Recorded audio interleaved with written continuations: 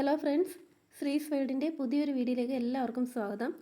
ഇന്ന് cooking video അല്ല, ഇന്ന് നമ്മുടെ അടുത്തുള്ള ഒരു ക്ഷേത്രത്തിലെ ഉത്സവ കാഴ്ചകളാണ് കാണിക്കാൻ പോകുന്നത്. ഇവിടെ 7 ദിവസത്തെ ഉത്സവമാണ് നടക്കുന്നത്. കേരളത്തിലെ തന്നെ ഒരേ ഒരു ദുര്യോധന ക്ഷേത്രമായ മലനട ക്ഷേത്രത്തിലേക്കാണ് നമ്മൾ പോകുന്നത്.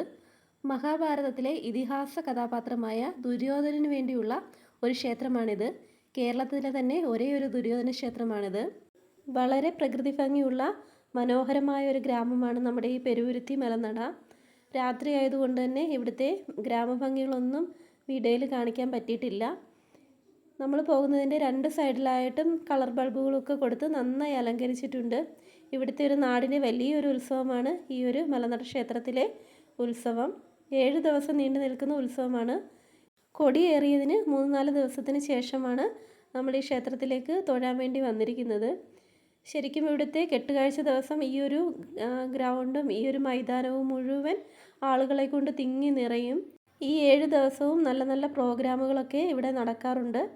ഇന്ന് നമ്മൾ വന്ന ദിവസം മാത്രം ഇവിടെ ഈ സ്റ്റേജിൽ നിന്ന് വലിയ പ്രോഗ്രാമുകളൊന്നും ഇല്ല. അപ്പുറത്ത് അമ്പലത്തിനോട് ചേർന്ന് തന്നെ ചെറിയൊരു സ്റ്റേജ് ഉണ്ട്.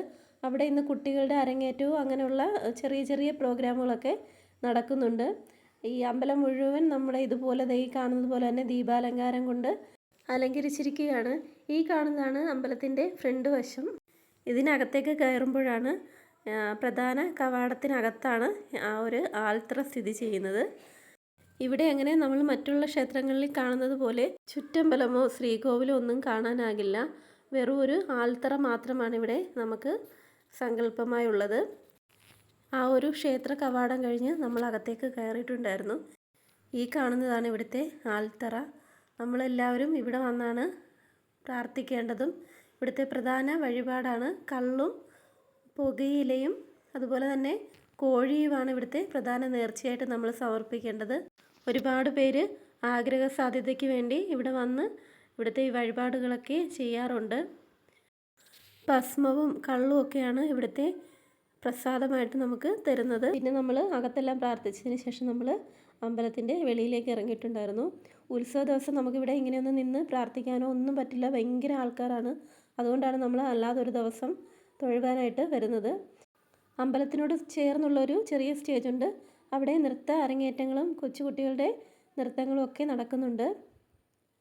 അപ്പോൾ അതെല്ലാം കണ്ട് നമ്മളവിടെ കുറച്ച് നേരമൊക്കെ നിന്നു. അതിനുശേഷം പിന്നെ ഈ ഒരു അമ്പലത്തിൽ ചെന്നാൽ നമുക്കൊരു പ്രത്യേക ഫീലാണ് കേട്ടോ. നമുക്ക് എത്ര നേരം നിന്നാലും അങ്ങോട്ട് തൃപ്തി വരത്തില്ല. അതുപോലെയാണ്. അതും രാത്രിയിൽ പോകാനാണ് എനിക്ക് ഒത്തിരി ഇഷ്ടം. ഈ അമ്പലത്തിലോട്ട് ഒരു പ്രത്യേക ഫീലാണ് കേട്ടോ. അതുമല്ല, ഒരു കുന്നിൻ്റെ മുകളിലായിട്ടാണ് ഈ അമ്പലം സ്ഥിതി ചെയ്യുന്നത്. താഴ്വശത്തെല്ലാം വളരെ വിശാലമായ വയലുകളാണ്, നെൽപ്പാടങ്ങളാണ് കേട്ടോ ഇവിടെ ഉള്ളതെല്ലാം. ഇതാണ് ഇവിടുത്തെ ഒരു ഹൈലൈറ്റ്, നമ്മുടെ പെരുവരുത്തി മലനട. ഈ കാണുന്ന ഈ ഒരു ആർച്ച് എല്ലാ വർഷവും ഇങ്ങനെ അലങ്കരിച്ച് വയ്ക്കാറുള്ളതാണ് കേട്ടോ. ഈ അമ്പലത്തിൻ്റെ താഴെയായിട്ട് കുറേ വയലുകൾ കാണാം. ആ വയലിലാണ് ഇത് സ്ഥിതി ചെയ്യുന്നത്. അമ്പലം കുറച്ച് ഹൈറ്റിലാണ് ക്ഷേത്രം ഉള്ളത്. ഈ കാണുന്ന ഏക്കർ കണക്കിന് നെൽപ്പാടങ്ങളെല്ലാം നമ്മുടെ ഈ അമ്പലത്തിന് സ്വന്തമായിട്ടുള്ളതാണ്. വേറൊരു പ്രത്യേകത എന്ന് പറഞ്ഞാൽ ഇപ്പോഴും ഈ ഒരു വസ്തുക്കളെല്ലാം കരമടയ്ക്കുന്നത് ദുര്യോധനൻ എന്ന പേരിലാണ് കേട്ടോ. അതൊക്കെ പഴയ ഐതിഹ്യങ്ങൾ ഉള്ളതാണെന്നും സത്യമാണെന്നുള്ളതിൻ്റെ ഒരു തെളിവുകൾ തന്നെയാണ്.